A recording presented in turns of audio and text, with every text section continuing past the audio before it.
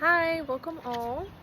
Today we are going to be diving into idolatry and how we can put some things before God instead of trusting that He has what's best for us and not ourselves.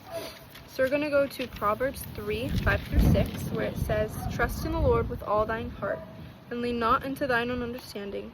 In all thy ways acknowledge Him, and He shall direct thy paths." It doesn't say trust in your heart and trust in yourself for us to make straight our way for ourselves, but it says to trust in God's way and His path for us. And I feel like when we put something before God so much that it becomes an idol, it gets in the way of what God has for us. And as I was reading about idolatry and just thinking about it and talking to God about this yesterday, I realized some things that I've been doing wrong by putting certain situations into my own hands instead of God's hands, and making it an idol by thinking of it 24/7 instead of trusting that God has it and not me. And so the thought came into my head that if God gave you that thing that you're making an idol, that thought, that want that I had, that want that anybody wants, if God gave you that want right now, would you put it before Him? Are we putting the things that we want so desperately before our Lord? It's just a thought that we're letting a hope that we want so badly, so desperately, turn into an idol instead of giving it to the Lord.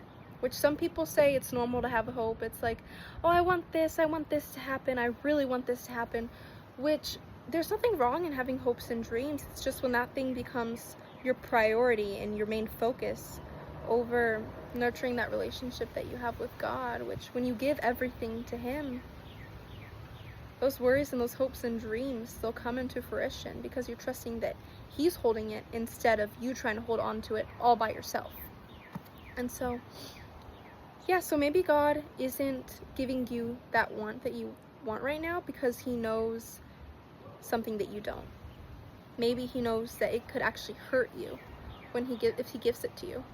And so think of it as protection and not as God just trying to be mean and say no, because everything God does is to help us.